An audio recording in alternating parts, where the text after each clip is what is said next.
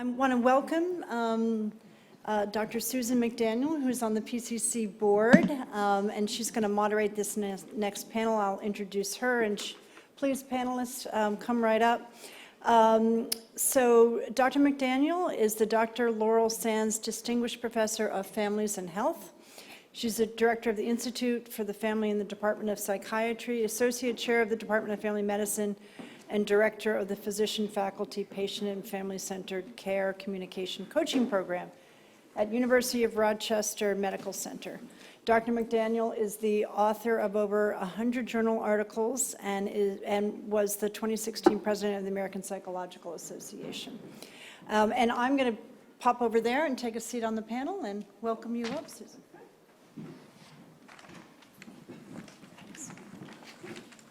Hey, everybody.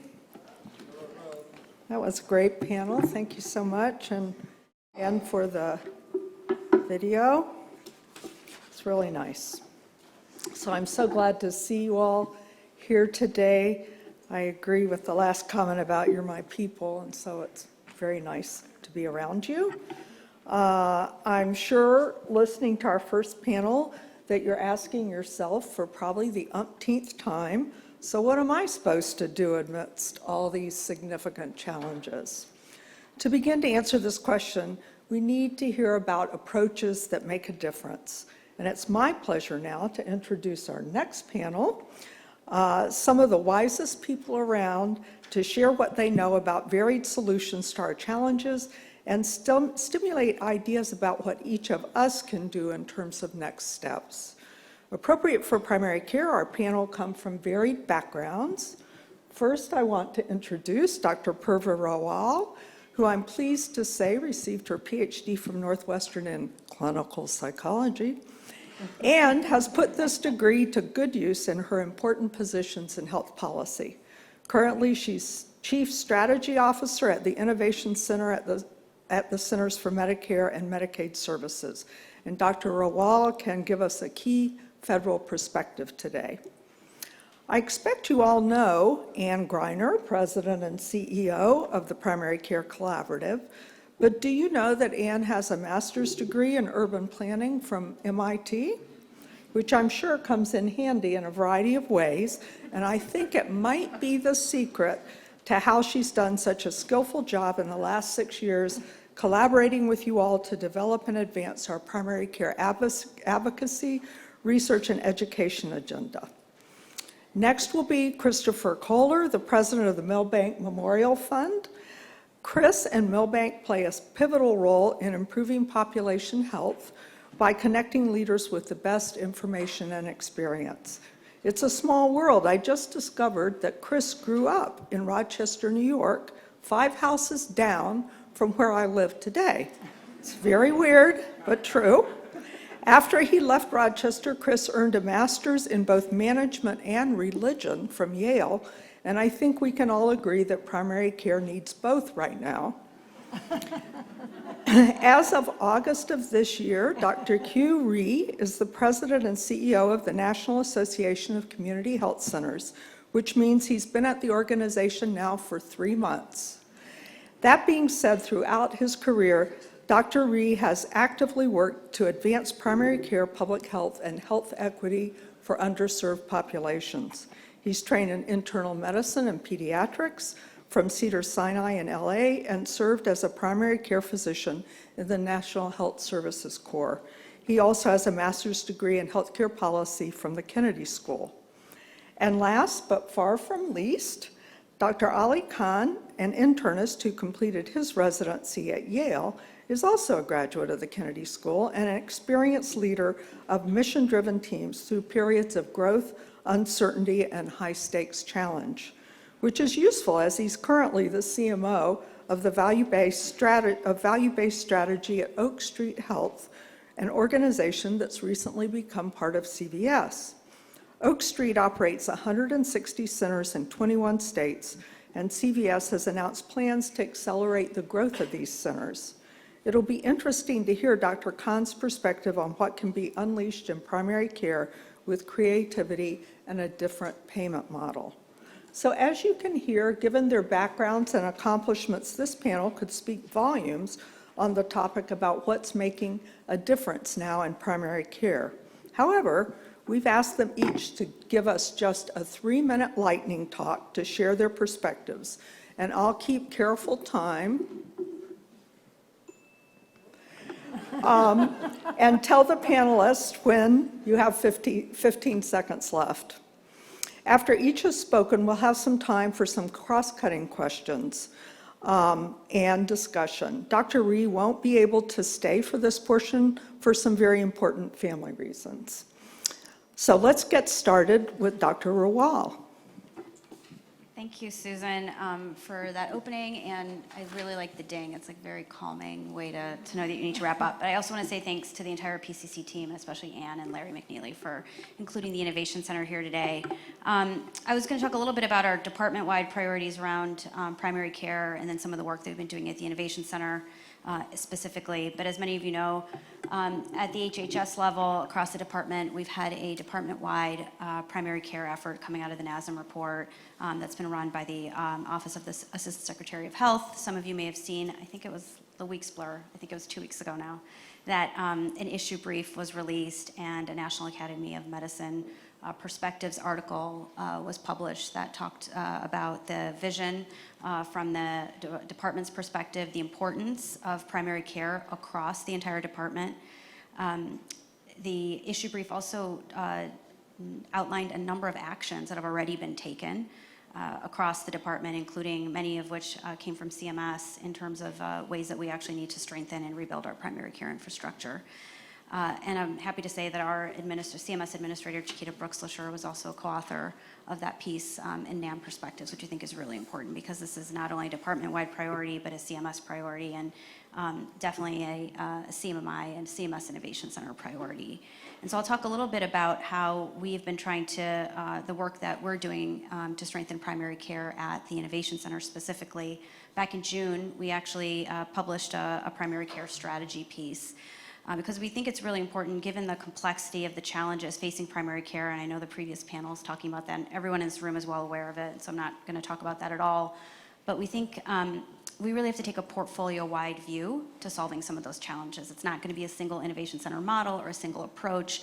Primary care practices sit all over the market and in different parts of the country, and in different neighborhoods face different challenges, as you know, Oak Street and others know. And so we have a set of principles that we are implementing and innovating against across our portfolio. The first is financing. I know that came up in the previous panel. It's going to be a theme throughout today. We can't fix primary care without having more stable financing mechanisms. So hybrid payments, moving to fully prospective payments, but an increased investment in primary care is absolutely necessary. Number 2, health equity. I think that was one of the big things that came out in the NASM report. I think we have a real window of opportunity to advance health equity. It's one of our core strategic objectives at the Innovation Center. And increasing access to high quality primary care is absolutely essential for improving quality and advancing health equity. And we can design our Innovation Center models with that in mind, and I can give a couple of examples. The third is sustainability of transformation. We know that we need multi-payer alignment and a long-term pathway for sustainable transformation for primary care. So over the last few months, we've announced our Making Care Primary model. It includes an increased investment, a focus on health equity, and starting with Medicaid alignment. We have our AHEAD model that was announced just in September. Nora Lewis, my colleague, is here, who is really the thought leader and brain behind a lot of the work, the primary care investment and the work happening through our AHEAD model. And then last, we're looking forward, what can we be doing in the ACO space? And I really thank Ann and PCC for engaging with us as we explore a shared savings program based ACO concept. Thank you. That's great. Ann? Well, first I want to thank Dr. Purva for her leadership and really for the work of CMMI and more broadly CMS. It's music to our ears to hear about more investment because not only do we need new payment models, but we can't just move from retrospective to prospective.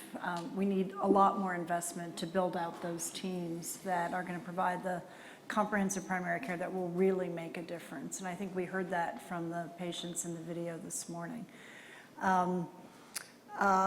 We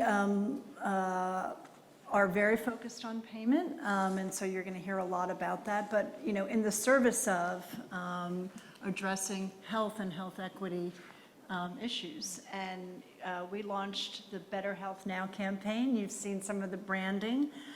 We invite you all to join the campaign. Those who are members are actually at the table working on the policies. But we launched this campaign in March of 2022. And it really was in response to what we were all experiencing as a country, looking at, you know, the awful effects of the pandemic and, you know, our family members, our colleagues, you know, people we knew in the community, getting sick, dying even. And we also knew that it was exacerbating health inequities. So our board, our membership, the PCC team came together to say we really need to get very focused on what we can do at a federal level, bringing multiple stakeholders together to advocate for bold change. Currently, the Better Health Now campaign has 3 policy planks. We hope that there's a plank in there for you.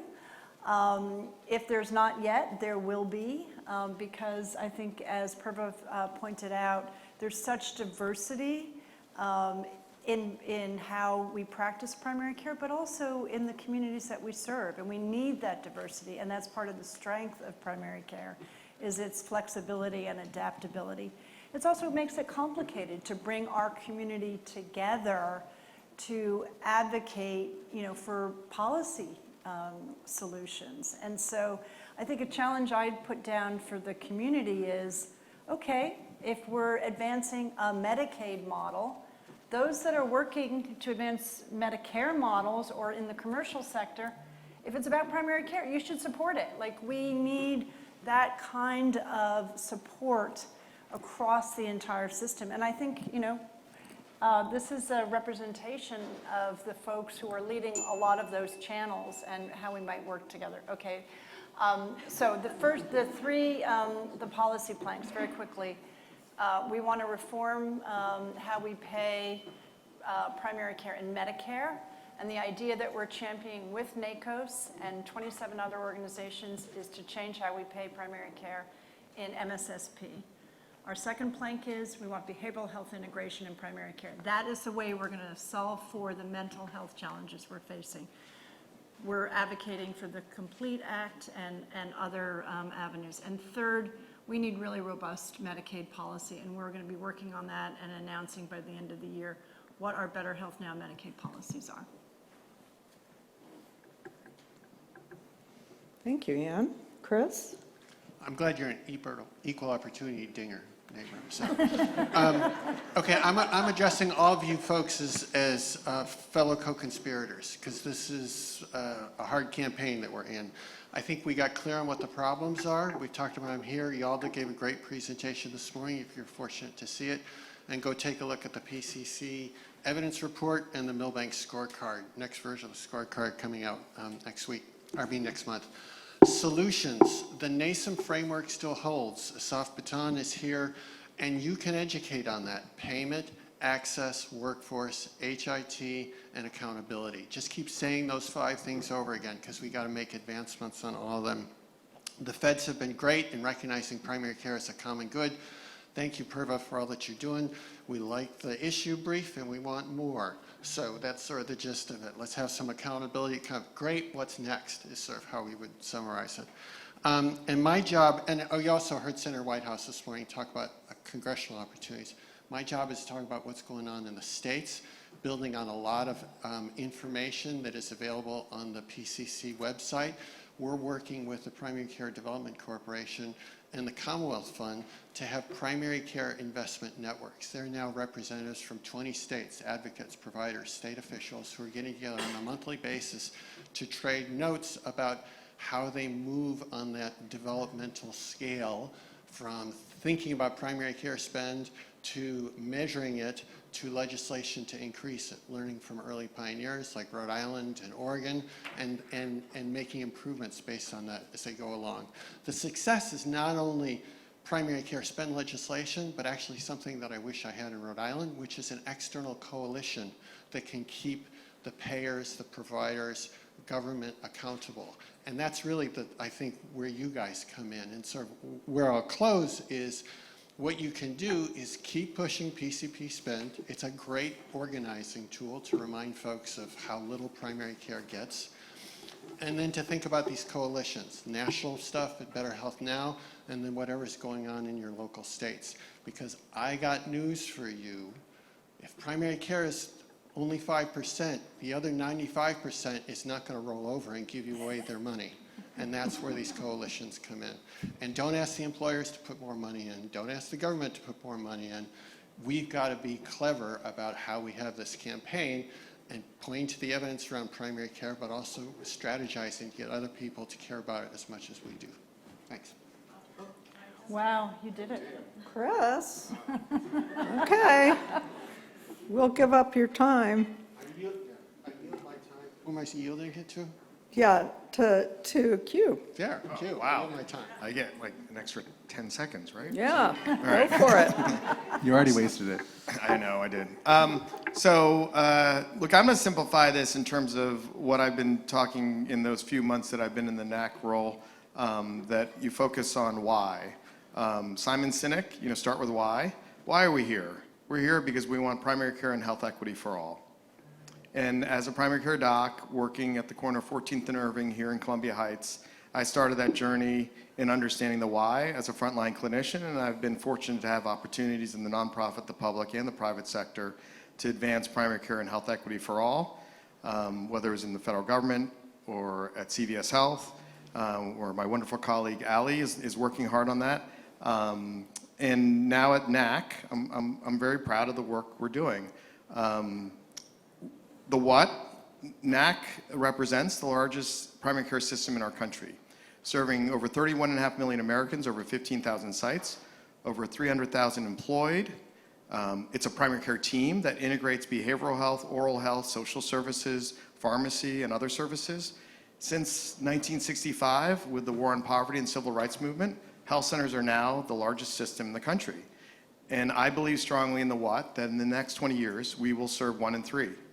I believe strongly that the folks who are below 200% of the poverty level, which is 1 in 3 Americans, the people who suffer health disparities, the 100 million Americans who don't have access to primary care, community health centers and amazing people like Margaret Flinter, and I saw Michael Barr, there you are, yeah, he was the CMO before at BMS, where I was.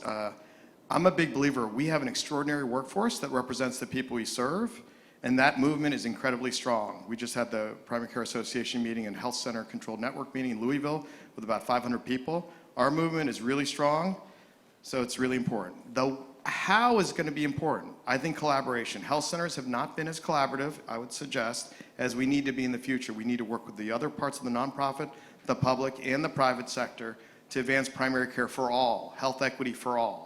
We will have an important role in that, but we need to work with other stakeholders. We need to get bipartisan support. A lot of my time here in DC has been on the Hill, advocating with bipartisan support, Senator Cassidy, Senator Sanders. We need to think about primary care as a value prop that gets bipartisan support in the same way that the health centers have achieved it. The last piece, the vision we have is PEP, the acronym PEP. We want every health center, and I hope all of primary care, to be the provider of choice, the employer of choice, and the partner of choice.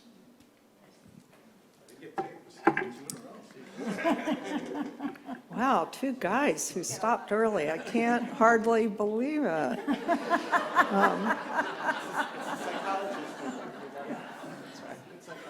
Yeah, he's claiming it's because I'm a psychologist. Okay. So, you've got a little extra time if you want it, Ollie, or we'll have the discussion. I've never been brief, but let's see how that goes. Listen, I mean, it's just a real pleasure as a primary care doc on the west side of Chicago, where we are 5 train stops from downtown in the Loop, where we had a NASCAR race this year. That's a different story for a different thing. But those 5 train stops represent 16 years difference in life expectancy. We, as Purva knows, she's visited my clinic. We spend a lot of time at Oak Street Health, at City Block Health, as my incredible colleagues here, Dr. Matthews and Charisse can attest, working as private actors in the public service, right? We take, at Oak Street, care entirely of Medicare beneficiaries, 47% of whom are duly eligible, in 196 communities across 24 states, almost all of which are highly structurally marginalized from any deprivation or vulnerability index you can pick. So I think a lot of the things that Ann has mentioned, that this entire panel has mentioned, we have spent 10 years trying to figure out how do you actually do this, right? And I think the main lesson from that kind of focus on operations in a very Midwest way, we're founded in Chicago, is that payment reform is the floor but not the ceiling of how to make this happen, right? We are nearly entirely full risk in terms of the work that we do with Medicare Advantage plans, dually eligible plans, the Innovation Center through the ACO REACH model and previously their MSSP, and in traditional Medicare. In that way, we move from 5 cents on the dollar that we control in primary care to 85 to 100 cents on the dollar. Purva holds a couple of them back. And the work of what happens when you actually can put that kind of investment into primary care, when integrated behavioral health is the baseline, not the goal, right, at every single center, when you actually can operationalize health equity, comes down very simply to 3 things. Time, how much we can invest in patients, how often we see them, how we engage them when they're not here, and how we shift the locus of care from reactive to proactive. Resources, because doing all that is actually very difficult, particularly in communities of color, immigrant communities, working class communities, with all sorts of structural marginalization and a lot of scar tissue in the context of how people have been treated in the American healthcare industrial complex. So who are those people? How many people are there?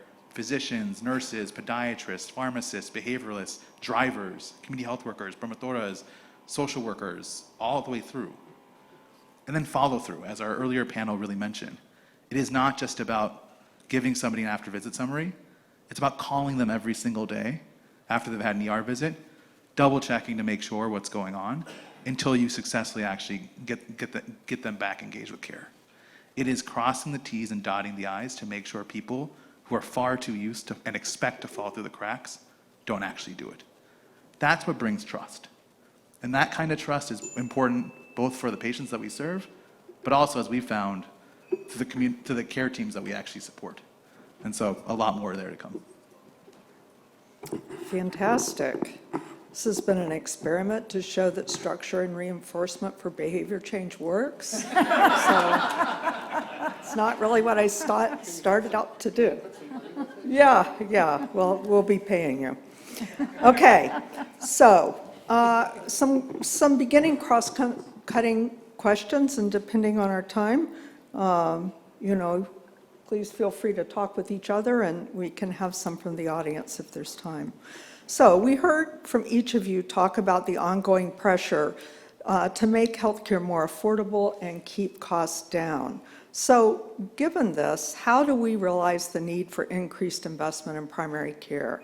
And certainly value-based payment helps, but we know, as you all mentioned, there's going to be inevitable pushback from other parts of our healthcare system. So how should we deal with this? And I would say it shouldn't be, oh, I'm sorry. How do we stay focused on the fact that if primary care is better resourced, we're going to improve the health of the nation? It's an easy question. I'll just highlight health centers. Clearly, I mean, the costs of the 31.5 million Americans that we serve, it's $100 per patient per month. So that's $1,200 for comprehensive primary care. It's highly affordable and it delivers high quality. And I want to emphasize the fact that I believe we're the most diverse part of the workforce, community health centers. The people who serve, being racially and ethnically and linguistically concordant with the populations they serve, is part of why we deliver the quintuple aim of equity, better outcomes, better patient experience, better provider experience, and lower costs. So I'm a big believer that the framework of health centers is a great one, and I do think the team approach is a core component. When I came out of residency and was a National Health Service Corps scholar, it scared the hell out of me with moral injury, compassion fatigue, burnout issues.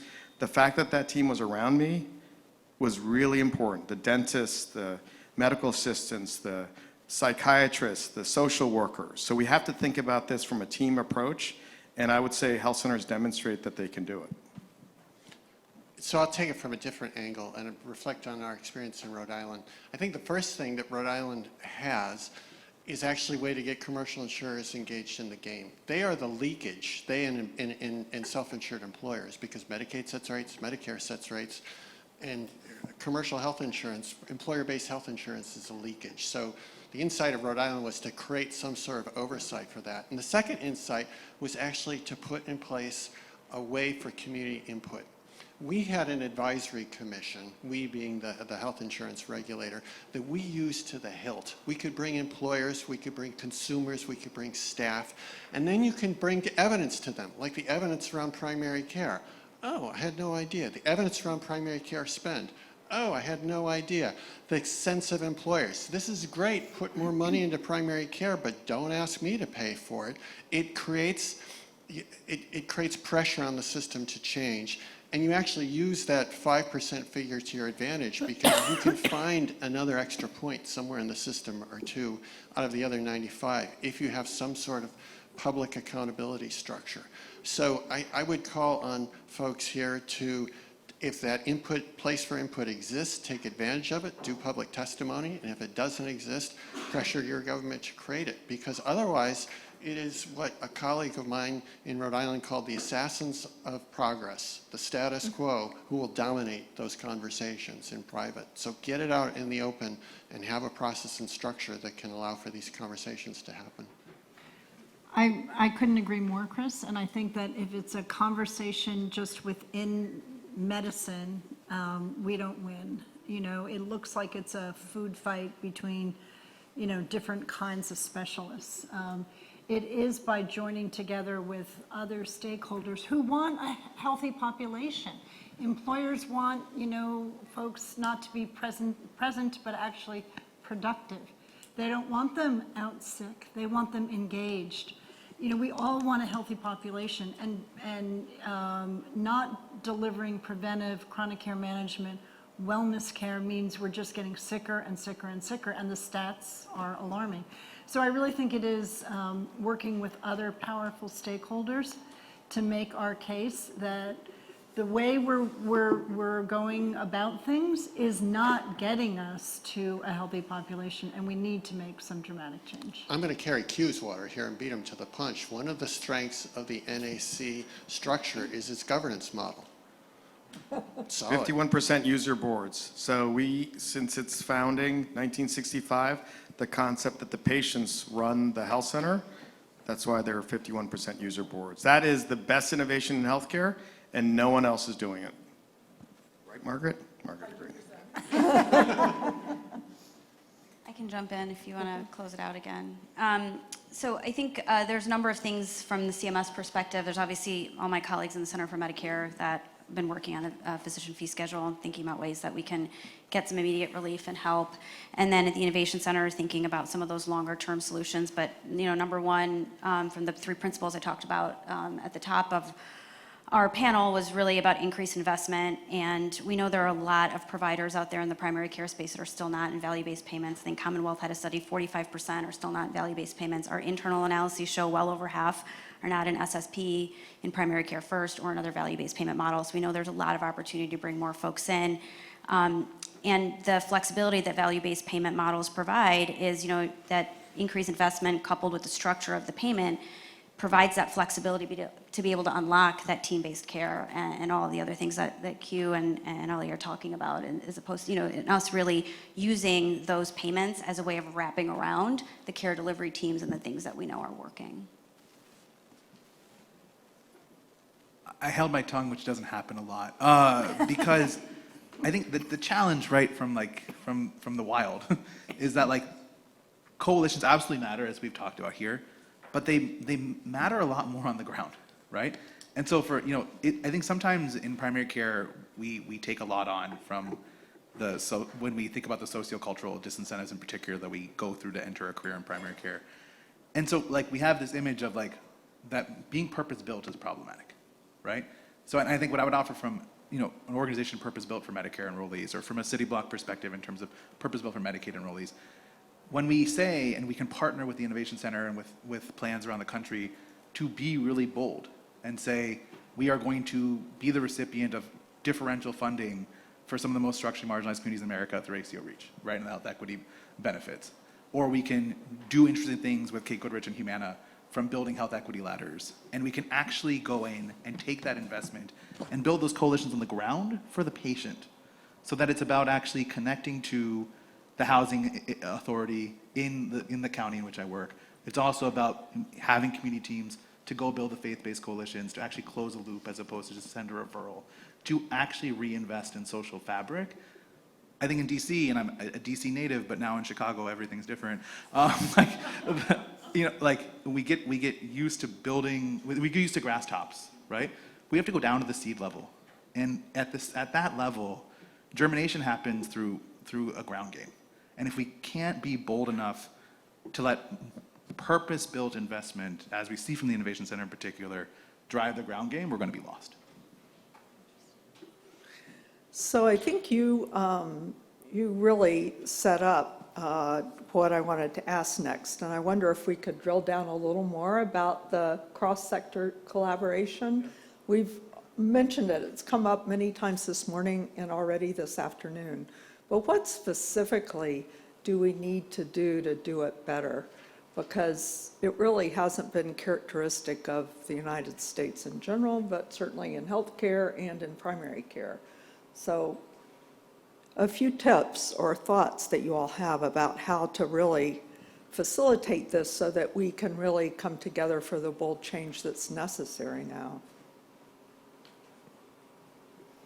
I'm happy Yeah, to jump in. Purva. So I'll just give one example. I'll give two examples because I think that might be the best way to illustrate it. And first of all, I don't think we can solve the problems in primary care or in our healthcare system without cross-sector collaboration. I think it's like a necessary ingredient. So one example I think that everyone in this room can access is the coalition that PCC actually brought together around this as a shared savings program based like ACO concept.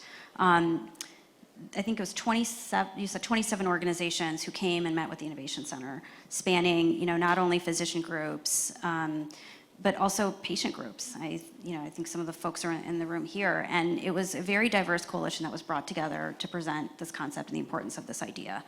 Partnering with NACHC, so we were and saying partnering, yep. ACOs and primary care. And that gets people's attention. I think it also, I think is a powerful way to deliver on priorities and to get people listening and to start that dialogue. Second, I think it's centering on your goals. So one of our core objectives at the Innovation Center is advancing health equity. It's a department and one of our administrators, CMS's priorities. And in order to execute on that, you have to build different collaborations. So for instance, in our Making Care primary model that we announced in June, we knew it was going to be really important. We can't achieve our equity goals without reaching a more representative group of our beneficiaries. And that means we need to bring in more safety net providers into our models. And FQHCs have not been eligible for our last few. And so we needed to design the model with FQHCs in mind. That meant internally coordinating differently with our colleagues within CMS, with HRSA, and also working with our colleagues at NACHC and learning from them and collaborating to really understand what it was that we needed to do differently, not only to make folks eligible, but to make it a viable option. I'll share quickly, because I have to go. My daughter's in a play, and so my flight's at 3:30, sorry. And I'll get divorced if I don't make it on time. We can't have that. Yeah, simply put, you got to follow the money and the data. So when I was at IBM, follow the data. When I was at CVS Health, Fortune 4 company, third largest payer, Aetna, and PBM, Caremark, you follow the money. Think about how the money and data flow, and that's how you need to advance partnerships. Patient, provider, payer, purchaser. There's two stakeholders that are payers. The purchaser, employer-sponsored insurance, which is half our system. How can they value primary care more in their benefits design? Their policymakers, and then state and federal policymakers, and then producers, people who produce products like pharma, medical device companies, EMR companies, tech, all these stakeholders, and then pioneers is the last one, where I put academic institutions, research institutions. We need all these stakeholders. We need to be in the room. We need to influence how that 5 cents becomes 25 cents and challenge all those stakeholders that are getting a piece of that pie, including providers that are hospitals and health systems, to say, isn't what you want primary care? Isn't that the priority?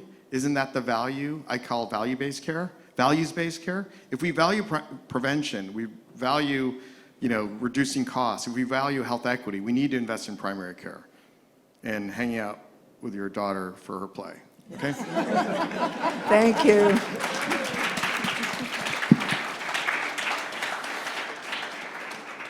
Good luck, Q. Knock 'em down. I'll do the flip side of the data and the money piece and actually build on something that Ali said in terms of the key to the relationship between the patient and the primary care team.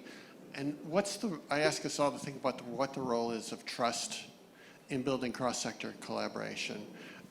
It's a pretty squishy word, but I have to know that you're reliable, and you have to know that I'm reliable if we're going to make progress on these things. And reliable is not the same as kumbaya. I may reliably disagree with you, but we talk about it, and we have a relationship. Because that's sort of, just like it's the core of good primary care, I think it's the core of good policymaking. Yes, there's finding common interests and the policy window and all that kind of stuff. But you've got to build a productive relationship. And I think that's part of the example you gave was with Ann and the coalition around MSSP. I'd also point to something going on between Milbank and CMMI around implementing some of the primary care stuff. We try to be reliable partner, we at Milbank, reliable partners in terms of working with you on CPC Plus and MCP. And I just think, Susan, to your question, that we each have a personal responsibility to establish that trust in the people that we work with. Right on. That sort of leads me to the last question directly, which is, amongst all of this that we're talking about, how do we preserve the humanity needed in our health care and support relationship-based care? Certainly it starts with trust and follow-through, as you mentioned in the first panel, but what other thoughts do you have about how we don't let that slip away like it already has in some situations? I mean, for us, from the Oak Street perspective, and I think previously as a one-trick pony, having started my career with Rhee Fernandez-Pooley at Ira Health, and then a number of years with Sachin Jain and team at CareMore, the thread line through all of those is that it's infrastructure. And so if we do not incentivize the infrastructure that is required to beget trust, which again happens with time, happens with density of interactions, happens with all the 4 C's, particularly continuity, and a real relationship, not necessarily with a clinician. It doesn't always have to be with a PCP or with a NP or with anyone else, but with a care team with a single point of maximum trust. That's the end point, right? If we aren't bold in how we push towards that and design for that and incentivize that, then we will keep coming up against this challenge of wondering what to do next. And I think we have now 10 years of work. We could use some better evidence on it, but we have 10 years of work from post-ACA work in primary care innovation to say, we know what this is supposed to look like, and we can identify how this operationalizes, and we have to be bold first at payment and recognize that that's not enough. I'm just going to respond, and I think we have to go, as Sarah Combs said in our panel this morning, we have to go more often to the source, asking patients what do they want, Absolutely. and having that inform our design. I want to learn from Q and his colleagues about how that works to have that kind of governing board. How does that affect their design? And this is where I think him establishing that he would like to have more collaboration across all of primary care. We have a lot to learn from the community health centers. I think the community health centers might learn some from the rest of primary care. But let's figure out what the patients want and need and design in response. I'll just add that at CMS, we've set a goal to have 100% of our beneficiaries in accountable care relationships, or 100% of our Medicare fee-for-service beneficiaries in accountable care relationships by 2030. And you break that down, so how do you measure it? I won't get into the mechanics, but I will say a component of that is a longitudinal care relationship, right? It's that trust and that continuity. And I think our role is really to provide the right supports, whether it's, again, payment, wrapping around providers who will deliver the kind of care that they need to for their communities, health equity adjustments, upfront infrastructure payments, et cetera. A lot of the things that we're testing out in our models right now, are we then helping create the right conditions for the patients and providers to be able to connect and get the care that they need? Yeah, and this is going to sound like a technocratic solution to what's really a humanistic question that you ask, Susan, but there is a lesson from public health to achieve the goals that you talk about. Public health uses the language, how do we make the right choice the easy choice? And we haven't always done that in healthcare. We've said, we're going to have ACOs where we really want you to have a relationship with this accountable care, but we're going to keep it blind to you. And we're going to tribute behind the scenes and hope that you kind of show up there. And I think that's kind of disrespectful. How do we, in Medicaid, we can't use the stick of benefits because of family income issues. But how do we expect people what can we do to promote a usual source of care? I think benefit design is really important. There's been some actually lessons around commercial benefit design that have not really been built upon. We have a fundamental barrier to it in Medicare, the way that benefit design is. And so it's moving from this aspiration to whether it's infrastructure, as Ollie was saying, or whether it is the economic incentives to operationalize it.